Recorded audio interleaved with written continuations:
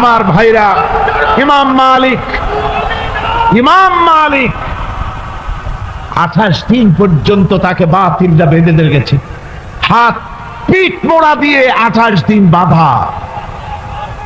এই হাত বাহু থেকে ডিসকানেক্ট হয়ে গিয়েছে, এই বাহুর জোড়া থেকে ডিসকানেক্ট হয়ে গিয়েছিল হাত, 28 দিন পর্যন্ত বাঁধা ছিল। ইমাম আহমদ বিন হাম্বল, ইসলাম বিরোধীরা তাকে পিটাইছে, প্রত্যেকটা চাবুকের সাথে গায়ের গোশত উঠে এসেছে। এজন্য কবি বলতেছি, पैरवी बू हनीफा की सनद जिंदान है, हम्बली होता है पीठ पर दुर्रे खाने की बात। হানাফি হতে চাও, জেল জরিমানার জন্য প্রস্তুতি নাও। শুধু সবরি কলা খাইয়া বেহেশতে যাওয়া যাবে না, এত সহজ না। আঙ্গুর বেদানা, সবরি কলা আর দুধের স্বরের উপর ইসলাম আসে নাই।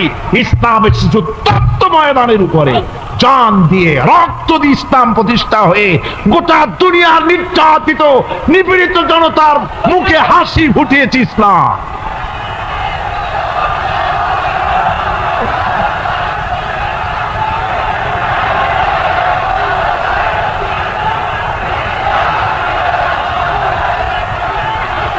আমার ভাইয়েরা, এই জিহাদ যখন শুরু হয়ে যাবে, মুসলমানেরা যখন আল্লাহর দেওয়া বিধান কায়েমের জন্য যখন লড়াইয়ের ময়দানে যখন ঝাঁপায়া পড়বে, সে ময়দানে যদি তাদের অস্ত্র কম থাকে, জনসংখ্যা কম থাকে, আল্লাহ রাব্বুল আলামিন ওয়াদা করেছেন, ওয়া কানা হাক্কান আলাইনা নাসরুল মুমিনিন। আল্লাহ রাব্বুল আলামিন বলেন, মুমিনরা যখন বিপদে পড়ে যায়, তখন মুমিনদের সাহায্য করা আমি আল্লাহর জন্য ওয়াজিব হয়ে যায়। একজন বলল, আমার একটা পেয়ালা, যে পেয়ালা আমি পানি পান করতাম, সেই পেয়ালাটা তুফানে ছিটকে কোথায় চলে গেছে, ওইটা হারায় গেছে। হযরতে সাদ বলেন, মুজাহিদের কোন জিনিস দরিয়া নিতে পারে না, অবশ্যই তা ফেরত আসবে। এই কথা তিনি বলতেছিলেন, হঠাৎ করে দরিয়ার কিনারে একটা আওয়াজ হলো, দেখা গেল তুফানের ভিতরে সেই হারানো বাটিটা তাদের মধ্যে ফিরে এসেছে। আল্লাহু আকবার! মুজাহিদদেরকে সাহায্য করেন স্বয়ং আল্লাহ রাব্বুল আলামিন। এখন বললেন, তাহলে তোমরা সবাই আমার পেছনে পেছনে এই দরিয়ার ভিতরে ঝাঁপিয়ে পড়ো, আর আমার সঙ্গে সবাই উচ্চারণ করো, নাস্তাঈনু বিল্লাহি ওয়া নাতাওয়াক্কালু আলাইহি, হাসবুনাল্লাহু নি'মাল ওয়াকিল, নি'মাল মাওলা ওয়া নি'মান নাসীর। ইতিহাস লিখতেছি, 60,000 সৈন্য তাদের অশ্ব নিয়ে, তাদের উষ্ট্র নিয়ে, তাদের মালপত্র নিয়ে, জিহাদের সামান নিয়ে শ্রাবণের খরস্রোতা নদী, উত্তাল তরঙ্গমালায় ভরা নদীর উপর থেকে এই সাহাবীরা পাড়ি দিয়ে ওপার চলে গেলেন। ওপার যাওয়ার পরে হযরতে সাদ বলছেন, তোমাদের কেউ কি হারায় গেছে নাকি? সবাই এদিক ওদিক তাকায় খোঁজ করে বলল, মানুষ তো দূরের কথা, একটা উটও আর ঘোড়াও একটাও হারায় যায় নাই। আল্লাহ বলেন, আল্লাহ পাক বলেন, ওরা জিন্দা, তোমরা জানো না, আমার কাছ থেকে তারা রিজেক্ট প্রাপ্ত হয়। যারা শহীদ হয়, শাহাদাতের কথা শুনে যাদের ভয় লাগে, অস্ত্রের খোঁচা খায়া, গুলি খায়া, বায়োনেট খায়া, ড্যাগারের গুতা খায়া মরা, জানি কত যন্ত্রণা। নবীজি বলতেছেন, আন আবি হুরায়রা রাদিয়াল্লাহু তাআলা আনহু আন্না রাসূলুল্লাহ সাল্লাল্লাহু আলাইহি ওয়াসাল্লাম মা ইয়াজিদু শাহীদু মিন মাসিল কাতল কামা ইয়াজিদু আহাদুকুম মিন মাসিল কারছা।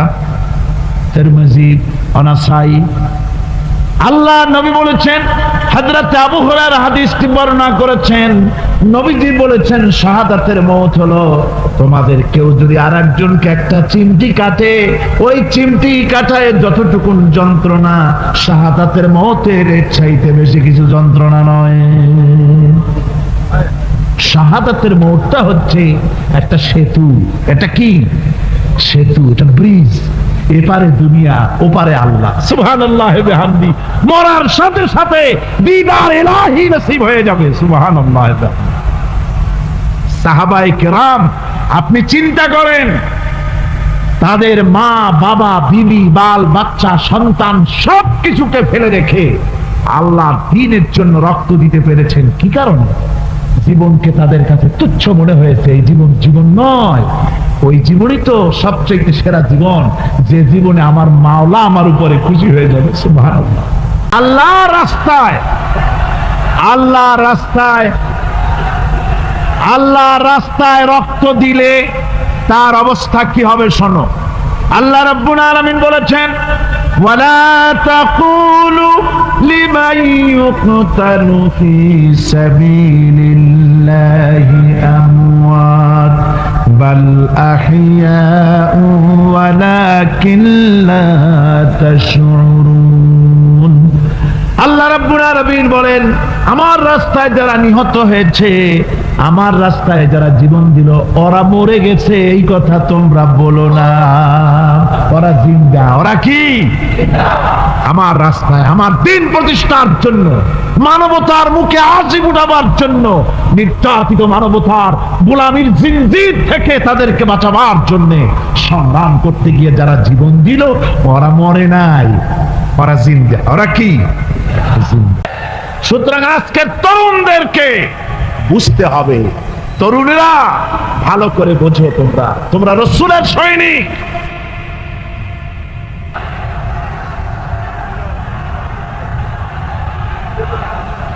তোমাদের পক্ষে সম্ভব। বসুন,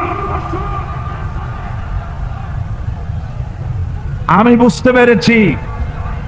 বুঝতে পেরেছি কথা যেহেতু তরুণদের, আর তরুণদের জনসমুদ্র, কাজী জনসমুদ্রের মধ্যে উত্তাল ঢেউ তো সৃষ্টি হবেই, স্বাভাবিক।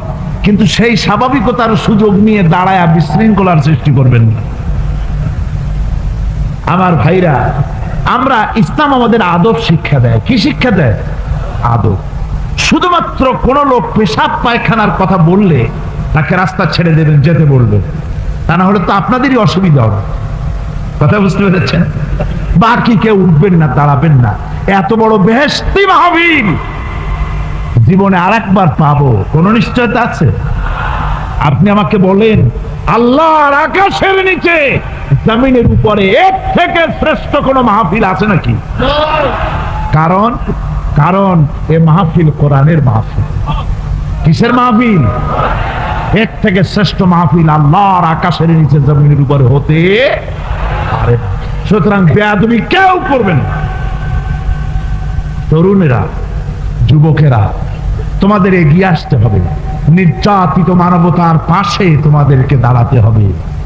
আজ শ্রমিকরা তাদের ন্যায্য পাওনা পাচ্ছে না, কৃষক তাদের উৎপাদনের মূল্য পাচ্ছে না, নারী তার সতীত্বের গ্যারান্টি পাচ্ছে না। মানুষেরা আজ নির্যাতিত, নিপীড়িত। সারা পৃথিবীতে Bosnia, Algeria, Somalia, Palestine, Kashmir, Burma, Philippines, Bharat, পৃথিবীর সর্বত্র নির্যাতিত মুসলমানদেরকে বাঁচাবার জন্য আমার খালিদ বিন ওলীদের উত্তরসূরিরা, সালাউদ্দিন আইয়ুবী, জামালউদ্দিন আফগানি, হযরত আলীর উত্তরসূরি, আজকের মাহফিলের যুবক আর তরুণরা, তোমরা কি রক্ত দিতে পারবে?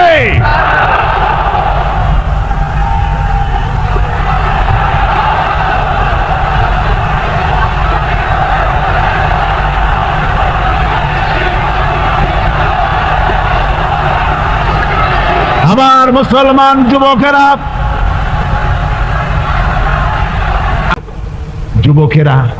ও তরুণ মুসলমানেরা, তোমরাই রক্ত দিয়ে ইসলাম কায়েম করেছো। কে কায়েম করেছে ইসলাম? মুসলিম তরুণেরা, মুসলিম যুবকেরা। তোমাদের অবদান সব চাইতে বেশি। আজ মুসলমান যুবকদের চরিত্র নাই। মদ, জুয়া, জেনা, ব্যভিচার করে করে সর্বনাশ করে দেওয়া হলো। সরকারি ভাবে বেসরকারি ভাবে বিভিন্ন ভাবে যুবকদেরকে মিসগাইড করার জন্য মদ দেওয়া হয়, টাকা দেওয়া হয়, অস্ত্র দেওয়া হয়, সব দিয়ে যুবকদের চরিত্র নষ্ট করা হচ্ছে। অথচ যুবক হচ্ছে একটা জাতির মেরুদণ্ড করে শহীদ করে দিয়েছে। দিল্লি মিরাট, থামো, দিল্লিতে মিরাটে, কলকাতায়, বোম্বে, মাদ্রাস, গোটা ভারতে সাম্প্রদায়িক দাঙ্গা দিয়ে ডুবিয়ে ফেলেছে। মুসলমানেরা আজকে তা সেখানে এতিম অবস্থায় পড়ে আছে। একটা সরকার এই দৃশ্য দেখতে পারে? মানুষের কোনো মর্যাদা তোমার কাছে নাই? আরো বাংলাদেশের উপরে কড়া নজর রাখবা? 1971-এর বাংলাদেশ এখন না, 93 বাংলাদেশ। তোমার এবং মাল সবকিছু দিয়ে লড়াই করতে হবে আল্লাহর রাস্তায়। আমার ভোট, আমার ইলেকশন, আমার স্লোগান, আমার বক্তৃতা, আমার টাকা করি খরচ সব কিছু হবে আল্লাহর জন্য। কুল ইন্না সালাতি ওয়া নুসুকি ওয়া মাহইয়ায়া ওয়া মামাতি লিল্লাহি রাব্বিল আলামিন। সবাই পড়েন, ইন্না সালাতি ওয়া নুসুকি ওয়া মাহইয়ায়া ওয়া মামাতি লিল্লাহি রাব্বিল আলামিন। আল্লাহ পাক বলেছেন, বলো আমার নামাজ, আমার হায়াত, আমার কোরবানি, আমার মত সব আল্লাহর জন্য। কার জন্য? আল্লাহর জন্য। সুতরাং জিহাদ হলো আমাদের জন্য অপরিহার্য। সেই কথাটি এতক্ষণ ধরে বুঝালাম। বিশ্ব মানবতার মুক্তি, নারীর মুক্তি, শ্রমিকদের মুক্তি, মানুষের মুক্তি, গরিবের মুক্তি, শ্রমিকের মুক্তি, বিশ্ব মানবতা, নির্যাতিত মানবতার মুক্তি আসতে পারে কেবলমাত্র জিহাদের মাধ্যমে।